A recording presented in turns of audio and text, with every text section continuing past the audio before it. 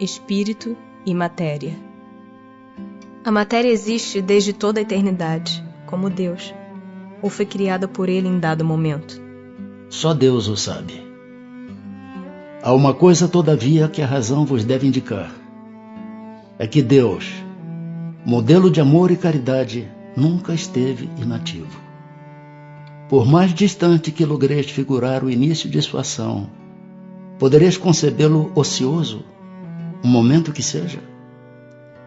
Defina-se geralmente a matéria como sendo o que tem extensão, o que é capaz de nos impressionar os sentidos, o que é impenetrável. São exatas estas definições? Do vosso ponto de vista, elas o são. Porque não falais senão do que conheceis. Mas a matéria existe em estados que ignorais.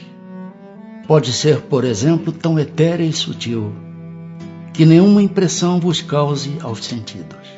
Contudo, é sempre matéria. Para vós, porém, não seria. Que definição podeis dar da matéria? A matéria é o laço que prende o espírito. É o instrumento de que este se serve e sobre o qual, ao mesmo tempo, exerce sua ação. Que é o espírito? O princípio inteligente do universo. Qual a natureza íntima do espírito? Não é fácil analisar o espírito com a vossa linguagem. Para vós, ele nada é, por não ser palpável. Para nós, entretanto, é alguma coisa. Ficai sabendo. Coisa nenhuma é o nada, e o nada não existe. É o espírito sinônimo de inteligência? A inteligência é um atributo essencial do espírito. Uma e outro, porém, se confundem num princípio comum, de sorte que para vós são a mesma coisa. O espírito independe da matéria ou é apenas uma propriedade desta, como as cores o são da luz e o som o é do ar? São distintos uma do outro, mas a união do espírito e da matéria é necessária para intelectualizar a matéria.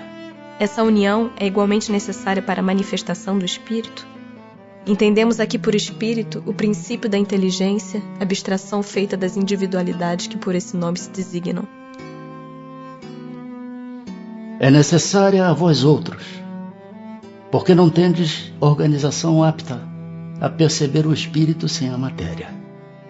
A isto não são apropriados os vossos sentidos. Poder-se-á conceber o espírito sem a matéria e a matéria sem o espírito? Pode-se. É fora de dúvida pelo pensamento. Há então dois elementos gerais do universo, a matéria e o espírito? Sim, e acima de tudo Deus, o Criador, o Pai de todas as coisas. Deus, espírito e matéria, constitui o princípio de tudo o que existe, a Trindade universal. Mas ao elemento material se tem que juntar o fluido universal, que desempenha o papel de intermediário entre o espírito e a matéria propriamente dita, por demais grosseira para que o espírito possa exercer ação sobre ela. Embora de certo ponto de vista seja lícito classificá-lo como elemento material, ele se distingue deste por propriedades especiais. Se o fluido universal fosse positivamente matéria, razão não haveria para que também o espírito não o fosse. Está colocado entre o espírito e a matéria. É fluido, como a matéria é matéria, e susceptível pelas suas inumeráveis combinações com esta e sob a ação do espírito, de produzir a infinita variedade das coisas, de que apenas conheceis uma parte mínima. Esse fluido universal, ou primitivo ou elementar, sendo o agente de que o espírito se utiliza, é o princípio sem o qual a matéria estaria em perpétuo estado de divisão e nunca adquiriria as qualidades que a gravidade lhe dá.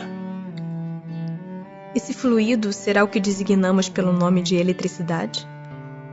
Dissemos que ele é susceptível de inúmeras combinações.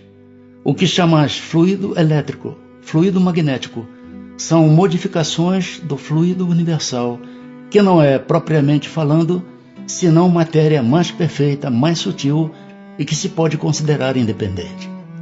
Pois que o espírito é, em si alguma coisa? Não seria mais exato e menos sujeito à confusão dar aos dois elementos gerais as designações de matéria inerte e matéria inteligente? As palavras pouco nos importam. Compete-vos a vós formular a vossa linguagem de maneira a vos entenderdes. As vossas controvérsias provêm quase sempre de não vos entenderdes acerca dos termos que empregais, por ser incompleta a vossa linguagem para exprimir o que não vos fere os sentidos.